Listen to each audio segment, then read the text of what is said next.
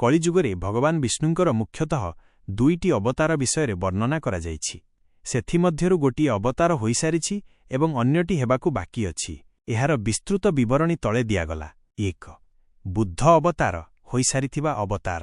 ପୁରାଣ ଅନୁସାରେ ବିଷ୍ଣୁଙ୍କ ଦଶାବତାର ମଧ୍ୟରୁ ନବମ ଅବତାର ହେଉଛି ବୁଦ୍ଧ ଅବତାର। କଳିଯୁଗର ପ୍ରାରମ୍ଭିକ ସମୟରେ ଅହିଂସା ଏବଂ ଶାନ୍ତିର ବାର୍ତ୍ତା ପ୍ରଚାର କରିବା ପାଇଁ ଭଗବାନ ଏହି ରୂପ ଧାରଣ କରିଥିଲେ। ଉଦ୍ଦେଶ୍ୟ ପଶୁବଳି ରୋକିବା, ଜୀବ ପ୍ରତି ଦୟାଭାବ ଜାଗ୍ରତ କରିବା ଏବଂ ମଣିଷକୁ ସତ୍ୟ ମାର୍ଗରେ ଚଳାଇବା। 2. କଳ୍କି ଅବତାର ଭବିଷ୍ୟତର ଅବତାର। ହିନ୍ଦୁ ଧର୍ମଶାସ୍ତ୍ର ବିଶେଷକରି ଶ୍ରୀମଦ୍ ଭାଗବତ ପୁରାଣ ଏବଂ କଳ୍କି ପୁରାଣ ଅନୁସାରେ କଳିଯୁଗର ଶେଷ ସମୟରେ ଭଗବାନ ବିଷ୍ଣୁ ନିଜର ଦଶମ ଅବତାର କଳ୍କି ରୂପରେ ଜନ୍ମ ନେବେ।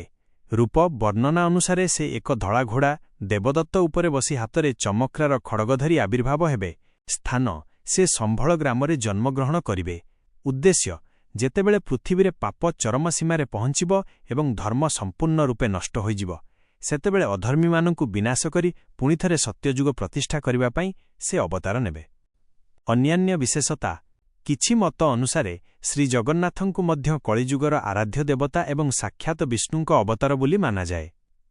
ଓଡ଼ିଶାର ମାଳିକା ବଚନ ଅନୁସାରେ କଳିଯୁଗର ଶେଷରେ ଜଗନ୍ନାଥ ନିଜେ କଳ୍କି ରୂପ ଧାରଣ କରି ପୃଥିବୀରୁ ପାପଭାର ଲାଘବ କରିବେ।